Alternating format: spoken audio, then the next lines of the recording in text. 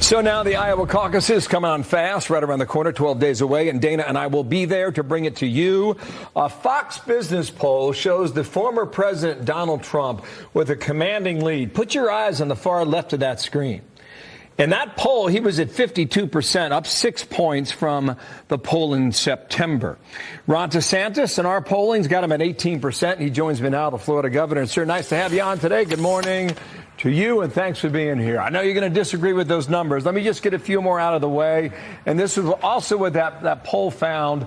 If you're certain to support Trump, DeSantis, or Haley, Trump is at 83% certain to support. And may change mine, he had the least at 16%. You're at 39 and she is at 43. You know, you've been to all 99 counties. You come to us west of Des Moines today. When you're making your pitch to caucus goers in Iowa, how do you contrast your vision with Donald Trump? What's different?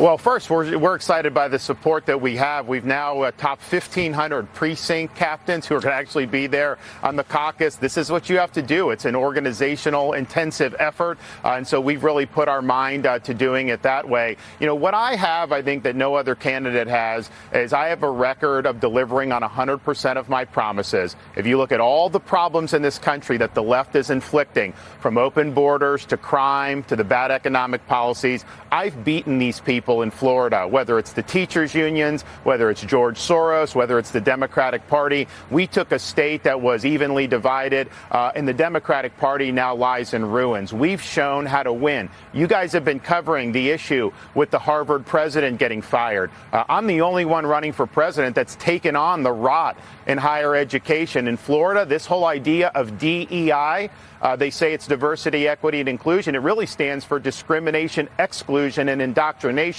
We eliminated it from our public universities. We are focusing our universities on the core mission of what academia used to be, pursuing truth and preparing our students to be citizens of the republic, not to be indoctrination centers. So I've taken on the left and beat them in ways that Donald Trump and other candidates just simply have not.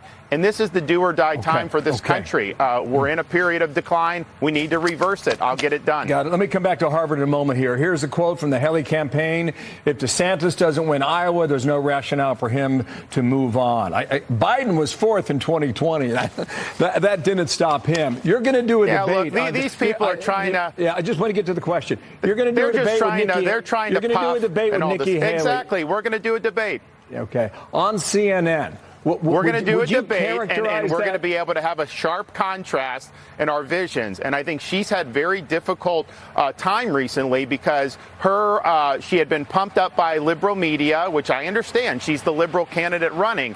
And now she's come under scrutiny, and she's not been able to handle basic questions that people are asking. She's not been able to defend her record as governor of South Carolina, where she was the #1 governor of bringing in Chinese Communist Party investment into her state. In Florida, I banned China from buying land in Florida. I kicked them out of our universities. So it's just a contrast in visions, contrast in records, and clearly Republican voters are going to prefer my vision to hers. Okay, some are saying that's the battle for second place.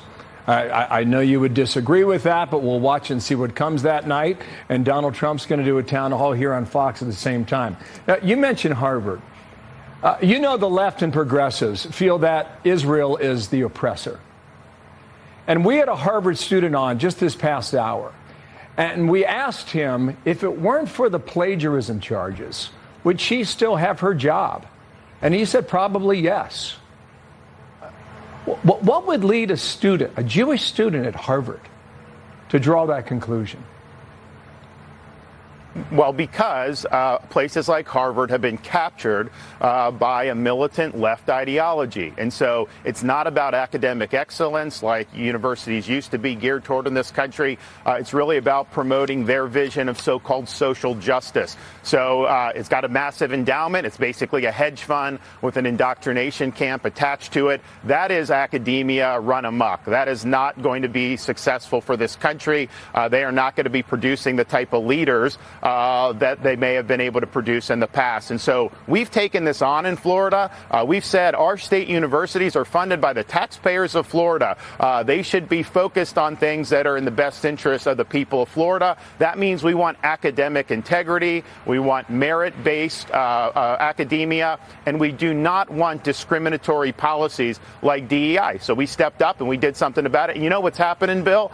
Places like New College in Sarasota, which we turned from basically a Marxist commune into now a mini Hillsdale College, we have applications going through the roof. There's a hunger for truth in this country. Parents don't want to raise their kids for 18 years and then have a university undo everything in 4 years. They want to go to a place where their kids are going to be able to prosper. Harvard, I think, has totally dropped the ball. I think the institution needs a total overhaul. And just as somebody that hires people, I see someone come out of Harvard, usually you would think, man, this is the best of the best. Now I just wonder what kind of stuff was put into their head in terms of this ridiculous ideology. And it's sad that that's the case, but they brought that on themselves. You know, Bill Ackman's going after the head of MIT, and we'll see whether or not that's maybe the next shoe to drop here. Sir, thank you for your time. I wish we had more time today. We'll see you in Iowa very soon.